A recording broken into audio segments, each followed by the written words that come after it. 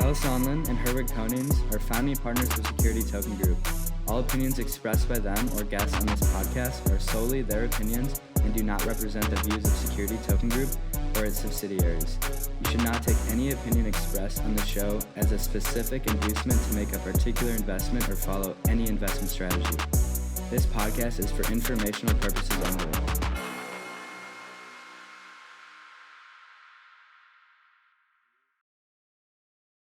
Hello and welcome to the Security Token Show. I'm your host, Herwig, and of course I'm joined by my co-host, Kyle Sonlin. We're coming to you from sunny Miami, Florida. We've got an amazing show lined up for you today. The latest top 5 news that you need to know in the industry, all the new security token offerings, of course, the latest trading activity, an update in the Metaverse, and today's main topic where Kyle and I break down how stablecoins actually can impact the crypto markets. So with that, Kyle, I think I want to get into the show, but we of course have to thank our sponsor, which this week, who is that? It's actually us. In fact, it's the company behind the show that we produce here, Security Token Market. If you're not familiar with STM, you can check it out at stm.co. That is where you will find all the latest trading information on all the security tokens around the world. Of course, additional news and information, as well as a community to get active around the security token industry. Now, we are announcing for the first time our official crowdfund launch date, Kyle, July 1st. Super exciting. July 1st, that is the day you can get in on STM via our very own tokenized crowdfund, which you can check out in the link in bio. And meanwhile, check out this sweet trailer. We're Security Token Market, and we're creating the Wall Street without walls. Where anyone, anywhere can invest digitally into real estate, stocks, art, and more. All thanks to the power of security tokens. You see, it's a blockchain technology that is changing finance as we know it. It allows anyone to invest digitally, allowing companies to go public sooner and anyone around the world to invest via the web. It's not crypto, it's Wall Street without walls. There are already hundreds of trading tokens worth over $1 billion and thousands more on the way. This is happening now, and there's no telling how far we can go. At Security Token Market, we take great pride in the highest level of integrity of our financial data. As a leading data provider of the security token industry, we provide unique insights on market trends, new developments, and in-depth research just for you. Security Token Market is the trusted source for data and news for this new world of digital investing. We track hundreds of tokens trading worldwide, creating a platform where anyone can learn about these new investment opportunities. We are your one-stop shop for all things security tokens. In fact, our media arm has its industry coverage from end to end. We have a security token show and our newsletter, which drops every single Monday. We also publish weekly columns and educational content across every platform. And that's just for now. The power has changed from the few to the many. That's why we're building the cultural epicenter of security tokens, where you can start investing today. That's why we have a community-first approach, so you can find us on Discord, LinkedIn, Twitter, and you can also find me in the Metaverse. Together, we are breaking down the walls of Wall Street. Join the token revolution and learn more about our public offering live on Securitize. We are Security Token Market.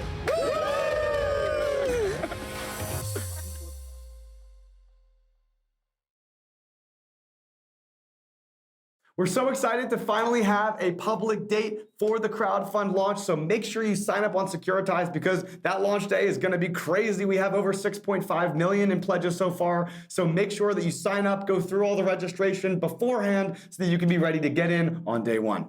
And with that, let's get into our top 5 news. And kicking off our top 5, we've got number 1, Republic. Now, you may know Republic is one of the leading crowdfunding portals. They've even done their own security token note offering, as well as several other tokenized offering. It's an awesome platform. They've got a huge announcement, especially kind of a big one since they already previously announced a Series B for $150 million to scale up and get into the trading game. And now, they're also getting into the venture game with $700 million worth of funds, $500 million of into crypto dedicated fund, and the remaining $200 million for venture, of course. So very, very loud announcement. This is not yet officially fully raised, but this is now going live. So now they're going to be able to pick up some of that crypto for cheap.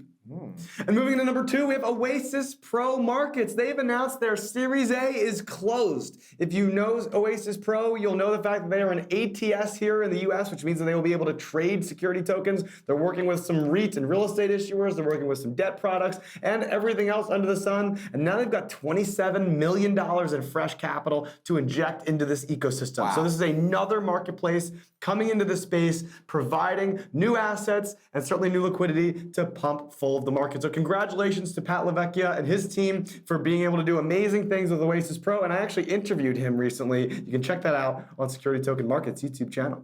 They actually have some amazing investors as well, Kyle. Blizzard, Invenium, another player in the space, and Redwood Trust, which actually announced that they're going to be doing mortgage-backed securitizations tokenized on their ATS of Oasis. So amazing. Super cool. Number 3, some maybe not so good news for the crowdfunding world. FINRA has come out and slapped 2 of the largest crowdfunding Reg CF portals in the industry. WeFunder receiving what I think is the industry's largest fine for this specifically Reg CF category, a whopping $1.4 million fine for actually a number of violations that they performed, including 39 offerings, which actually ended up raising more than they were supposed to, almost over 20 million more in combination, as well as the fact that they did certain levels of solicitation on their website and email blasts that they weren't supposed to be doing, endorsing certain deals. And then as a result of a myriad of violations, they're now actually going to have to hire an independent consultant to go ahead and make sure that they are doing the right practices and procedures moving forward.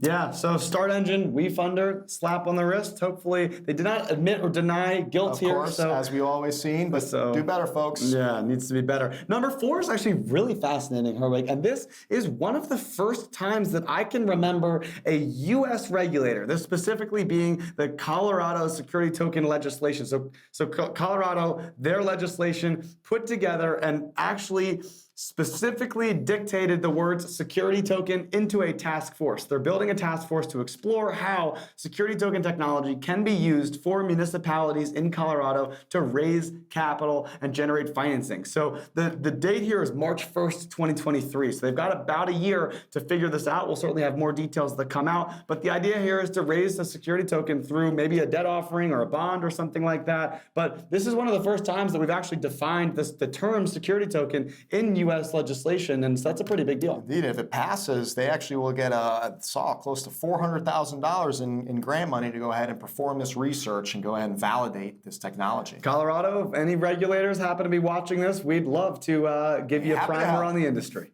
Moving on to the last thing in our top 5. Number 5, we're of course talking about Instagram. It's hard to ignore that Meta, the company behind Instagram and Facebook, is of course launching NFTs on the platform. Now, you may not have seen it if you're an Instagram user. It is only issued out to a small batch of what they call NFT aficionados. But what they did hint as is, unlike Twitter, where they charge in order to show off the fact that you have an NFT in your profile picture, Instagram supposedly would not. And I'll tell you, Kyle, I'm excited about this one because he and I are getting plagued by people who are impersonating our Instagram accounts, and us showing an NFT that only one person can own, aka Kyle or ourselves, will show that we are who we are and not some bot. So love that. Roll that out to everybody, please, Instagram. It's the new way to verify. And with that, let's get into John Pittman with the industry news. What's up, tokenizers? Hopefully, you've been watching every single episode of the Security Token Show. If not, hopefully you at least saw last week. One of the updates I covered last week involved the Bank of New York Mellon, otherwise known as BNY Mellon, announcing Roman Riegelman into a leadership role on the issuer services side. This week, I have some more news coming from BNY Mellon, as well as other banks such as Citigroup and Wells Fargo, who all just announced that they have joined a funding round for a U.S. developer of cryptocurrency trading technology. The company is called Talos and is already valued at $1.25 billion. The $105 million Series B financing round is led by General Atlantic and also includes Fidelity Investments and venture capital investors Andreessen Horowitz and PayPal Ventures. In regulatory news, the Philippines Securities Watchdog has issued a warning against Fire Philippines, a crypto trading company, alleging that they have been luring investors with promises of lucrative returns from its ICO token. Apparently, they aren't even allowed to operate in the country. So what's happening is that just by signing up, investors are supposedly receiving a cash bonus of around $2.30, which they can then use to purchase goods on the platform. Users, in turn, can earn more commissions and rewards by interacting with the platform even more. The platform urges users to onboard their friends, for which they receive an extra $2.30 for each new sign up under them. So this basically sounds like a pyramid scheme. But apparently, in order to withdraw your profits, you must invite more friends to unlock the withdrawable amount. Well, the Philippines versions of the SEC is advising the public to not and to stop investing in anything or anyone that acts on behalf of LeafFire. In addition, any salesmen, brokers, or dealers involved in marketing the company can face a fine of up to $96,000 and up to 21 years in prison. Also happening across the ocean, we have the Bank of Israel receiving public support from their CBDC project. They first considered the launching of a CBDC back in 2017, but have only put those plans into action last November. Following an announcement in March saying a digital shekel was unlikely to damage the banking system, the bank started a public consultation which led to 33 responses from various sectors. Some of those respondents believe that the digital shekel should be completely anonymous, just like cash, while the rest desire a more centralized and controlled payment system. So, good news. Here in the States, we have two solid security token-focused events happening this week. Over in Texas, we have Vertalo with their second Digital Assets and Security Conference. I actually had a chance to visit the first one last year, and it was a great time, and I had a chance to meet some amazing people who are really helping to push the industry forward. The event is happening May 19th to 21st and will be at Austin's Omni Barton Creek Hotel. It's a dope place. So, if you're in the South, check that out. If you're in the Northeast, then you should check out the Security Token Summit out in New York, happening May 15th to 16th. Well, hopefully you have tickets already because general admission is already sold out, but they are allowing application. Just visit the website. What makes it even sweeter is that the Security Token Market's very own Kyle Solent will be speaking at the conference, as well as a few other members will be in attendance. So make sure you walk up, say hi, they're friendly people. As a matter of fact, you might see Megan there. If you can't see her there, well, you'll see her now with her weekly STO updates. Catch you guys next week on the other side of the blockchain. Welcome back, tokenizers. I have two exciting updates today. First up, we're highlighting Spice VC. They are a VC that has a strong portfolio of security token-based companies, such as investments in INX, Securitize, and InvestaX. They are the leading venture capital firm in the blockchain and tokenization ecosystem. After a successful close of its first and fully tokenized fund, the VC firm has officially launched the Spice 2 fund. This new fund offers investors exposure to the unprecedented growth opportunities within the expanding digital economy. As the VC's first traditional fund, Spice 2 has a renewed focus on identifying innovative companies that stand to benefit the most from mass proliferation of blockchain technologies across many industries. A tokenized version of Spice 2 is also expected to launch in a few months. Spice 2 comes on the heels of the overwhelming success of Spice 1, with a 350% increase in security token price in 2021. Spice 1 was named the top performing fund by us. So, to learn more about Spice, visit spicevc.com. Next up, we have news from Techfund. They have established their third footprint by launching a base in Europe to accelerate security token-related startups. Techfund has been a major player in accelerating blockchain technology and token-related startups, primarily in Japan and Singapore. Techfund will provide comprehensive support as an accelerating partner through the whole process of fundraising through security token offerings and walk companies through this process. Seven von Bismarck will be appointed as a member of the advisory board at Techfund in Europe and will spearhead supporting Techfund in this planned European growth. You can find the full recap of this announcement over on thetokenizer.io. That is all for this week. Be sure to catch an all-new Spill in the NFT tomorrow, where we launch episode 15 about how to make an NFT collection and understanding the basics. Now over to sjs.eth. I'll catch you next week. Hello and happy Monday! The security token market cap closed at $17.9 billion, down from last week. But given market conditions, this is not all that surprising. Volumes are down as liquidity has dried up over the past several weeks in many sectors. We have good news though. The Barbados Stock Exchange recently announced the signing of a master agreement with BlockStation, a leading Canadian fintech, to launch a new blockchain-driven tokenized securities marketplace. By adopting the BlockStation digital asset platform, the BSE will satisfy growing demand for a secure, regulated means of listing tokenized securities and attract new issuers who are eager to raise capital and go public. Tokenized IPOs can reduce time and cost when compared to traditional workflows, providing many efficiencies for all parties and making the securities marketplace much more accessible for those participants.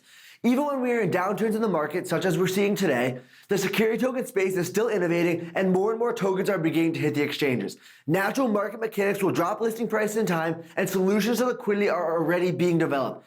Even though we are seeing some short-term turmoil, long-term, where the security token market is setting itself up for a very big next few years. That's all for now, but I will see you next Monday. Wakey wakey, welcome to Inside the Metaverse with your host, Yves Van Call. Meta opens up its first store not in the Metaverse, but in real life. Based in California and coming in at 1,550 square feet, this store is Meta's hope at showing people today what is possible with Meta's new technology. With hands-on experiences through the portal devices, Ray-Bans, and Quest 2 VR, this reminds me of when Microsoft started to open up stores to allow consumers to experience their brand. Following that, NASA partners up with Epic Games to create a Martian Metaverse simulation. If you're not familiar with Epic Games, they are the people behind Fortnite, and this experience comes with challenges for developers, which comes with a $70,000 prize. And challenges are being named as tasks, like setting up camp, scientific research, and one even being labeled Blow Our Minds. Next up, China's state-backed Computer Industry Association set up a dedicated committee for metaverse development a week ago, and more than 150 companies have joined. And their goal is to nurture metaverse firms while being alert of potential national security risks that the metaverse could bring. And speaking of risks, 5 states in the US have issued a cease and desist order to Metaverse Casino, known as the Flamingo Casino Club, for its ties to Russia, and that, my friends, ain't even the kicker. The director of the Texas State Securities Board says that the casino's pledge to donate a portion of NFT profits to war victims in Ukraine is false. This fast reaction by state officials is just highlighting how much the metaverse is on the radar. Will we be seeing more of these crackdowns in other aspects of the metaverse? Stay tuned to find out more. That was Inside the Metaverse with your host, Yves Van Call.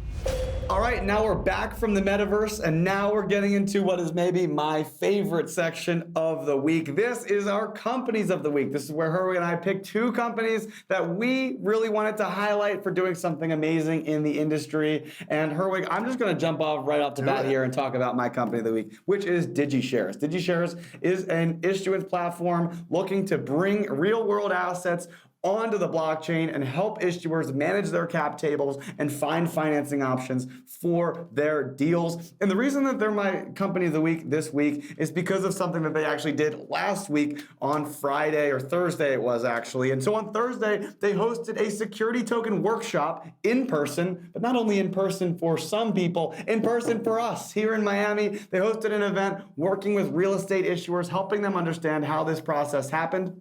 And so shout out to Klaus Scanning and Gabriel Sadoun from Digishares for being amazing moderators and hosts of the event. With Herwig, of course, was there doing his thing. He's one of the best. If you've ever heard him live, you need to make sure you do it. And then we've got Andrew Quarry of Urblandia, who also was there doing some amazing things. So shout out to Security Token Advisors. They had a whole presence there, helping issuers understand the complexities behind regulation and tokenization. And so for putting on an amazing event and by leading the charge in thought leadership, shout out to Digishares and their team for doing amazing things. That's a great choice, Kyle. Obviously, it was a super blast. There were a ton of incredible people there learning about the gospel. And of course, I love anyone who helps spread the gospel of tokenization, whether it be webinars or physical events. These are the things that are the one-on-ones kind of getting people through and through. So that's a great choice. Got to get your hands dirty. Well, and that only leaves me with my choice, which this week is Oasis Pro Markets, fam. You know, they did $27+ million in a Series A. That is no small chunk of change, and they're going to need it because they are coming to market with a major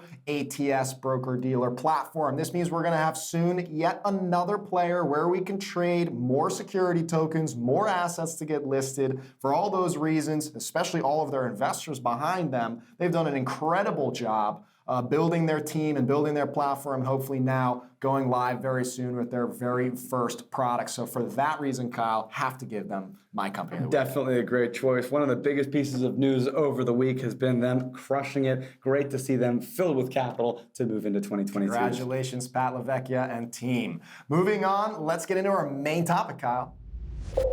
And on this week's main topic of the Security Token Show, we're going to be talking about the very fact that stablecoins could actually have an impact on the cryptocurrency markets, as maybe we've recently seen. In fact, we're going to go over a little bit of a hypothetical in order to kind of clue you into what's been happening over the last few weeks in the crypto market, specifically, I'd say just this week alone. Yeah. But, things have gotten more brutal, and we're going to explain exactly why. But first, let's kind of bring it back a bit. Let's do a hypothetical example, because not everybody knows what an algorithmic stablecoin is. And in this case, our hypothetical, we're going to go ahead and we're going to take any blockchain and we're going to create two tokens. First token is actually an example of a stablecoin, right? We're going to make that stablecoin pegged to the dollar, so it's always worth $1 in principle. Our second token is actually pegged to a cryptocurrency. Now, this cryptocurrency has to have one rule about it, and that rule is that it's worth something. Somebody somewhere wants to buy that from you, aka it's not worth less. And therefore, you can actually create a new paired stablecoin where essentially the stablecoin can be interchangeably changed with our crypto in the sense that if our stablecoin were to say go up in price by a little bit or below in price, we can then exchange into our crypto interchangeably, and markets will actually fix that because you will always get the same amount of ratio out of the stablecoin. So let's say that in this case, our cryptocurrency is worth 50 cents. Well, then we're going to always get two cryptocurrencies for every one stablecoin. If it's worth 25 cents, we're going to get 4 cryptocurrency tokens for every one stablecoin. And as a result of this, Kyle, I believe you can expand a little bit on how this will actually create, in principle, a stable coin pair. Yeah, so exactly. I think that if we take one step back and think about stable coins in general, there's two different types of stable coins. One of which is one that's backed by real assets. So you look at Gemini, for example. They have Gemini to US dollars, right? That's their Gemini US dollar is their stable coin they use on their platform. That is backed one-to-one by dollars in a bank account. So that yes, one coin is worth $1, and they're only going to issue more of those coins if they can add more money into the bank. But the fact of the matter is, it's hard to grow that and scale that because you actually need to get dollars into that bank account. And who wants to do that? You need to be incentivized in order to actually give someone your dollars for free for doing nothing, right? So in order to scale these stable coins to the rate that's been demanded by the market, you start to think about other options. And so one option is what we've seen from a lot of the other, a lot of different traditional players in the space like Tether or USDC or others would be where they put a lot of cash in the bank, but then they also use some of that cash to invest and try to get a return to be able to pay some investors back using that return, or trying to figure out how they can monetize that float in a way that's not going to be risky, so they're not going to lose that money, or hopefully not, but it's also not as good as just having pure dollars. The other side of stablecoins is to figure out, as you mentioned, programmatic or algorithmic stablecoins. The idea here is that as Herwig, you've so accurately mentioned, you're trying to find a way to use math and market dynamics to hold an asset stable as opposed to having it anchored by a real dollar or whatever fiat currency you want. So the way that essentially a lot of these work, whether it's MakerDAO, whether it's Terra and Luna, whether it's all of these different platforms, MakerDAO clearly with DAI, is that they're essentially trying to leverage arbitrage mechanics, which is something that we've seen across all of DeFi and all of the decentralized financial space. You look at market makers like Uniswap, what are they doing? They're leveraging an arbitrage model to try to find price discovery for an asset. In this case, we take two different assets, one that should always be converted to $1, and then one that's going to be moving in a lot of different prices, and all as it goes up and down, that's where the investment is coming from. That's essentially absorbing the shock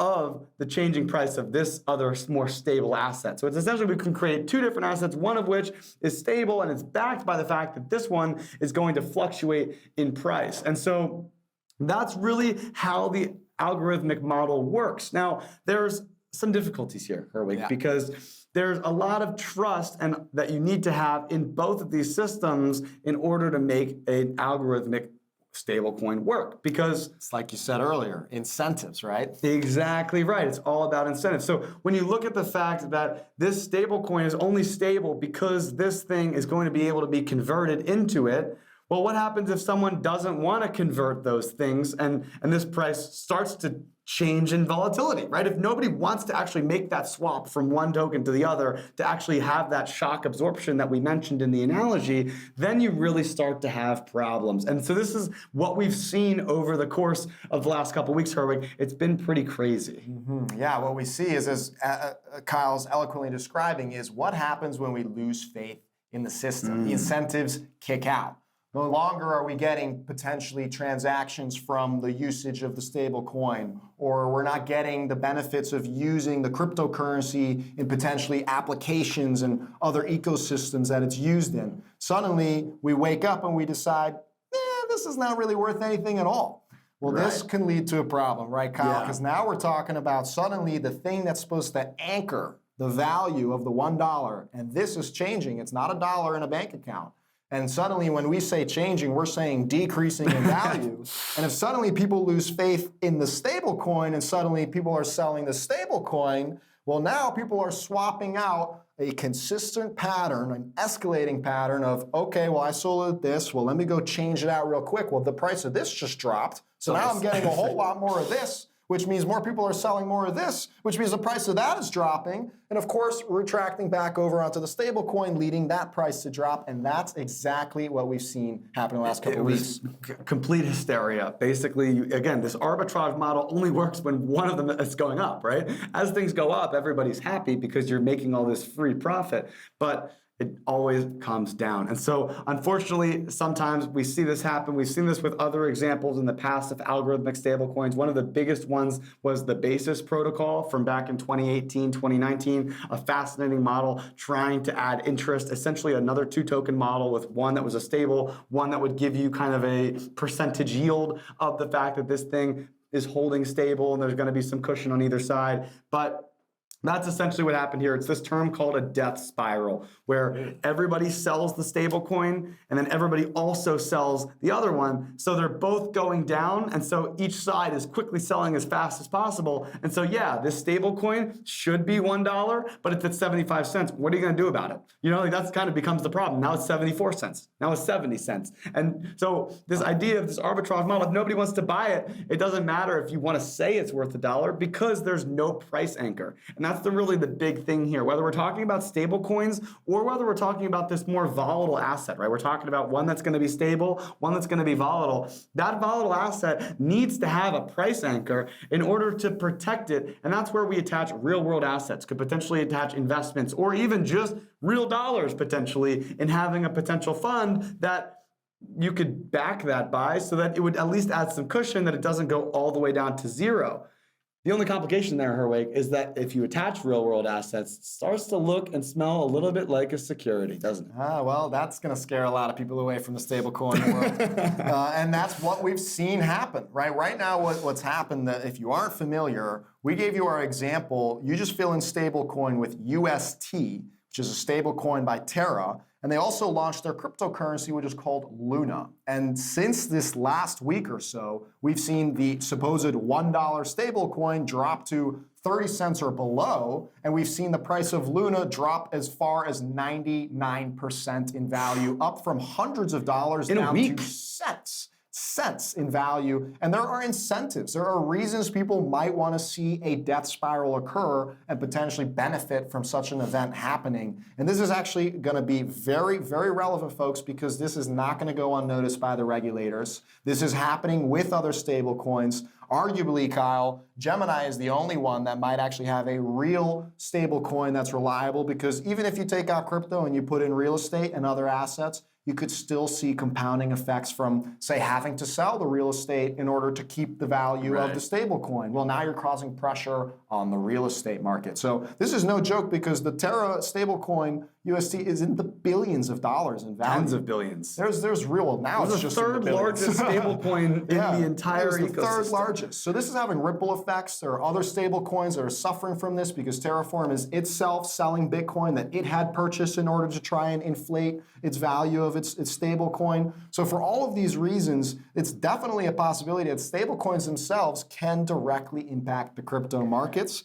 It's a big deal. I want to add that another reason why potentially stablecoins are so valuable to the crypto markets, which is why the lack in faith in stablecoins can cause some serious effects. And that's because if you want to transact inside of the blockchain crypto ecosystem, if you've ever used crypto or invested in crypto yourself, you'll know that it's not necessarily the easiest process to take dollars in your bank account, convert that on Gemini or Coinbase or Kraken or FTX or whichever platform that you prefer to use, and get that in. You got to put your ID, you got to KYC, you got to wait 7 days, you got to potentially have fraud alerts coming in from your bank and making sure it's really you, right? So getting all these assets into the ecosystem can be incredibly difficult. And also, maybe you don't even want to take them out. Maybe you want to leave in a large amount of your assets in there to be able to either invest over a period of time or dollar cost average, or maybe just for the ease of transfer of using dollars and paying for things in dollars, but just in the crypto ecosystem. But let's be real. When we would go back to incentives, they're out there left and right incentivizing people to bring their assets into coins and then lock them up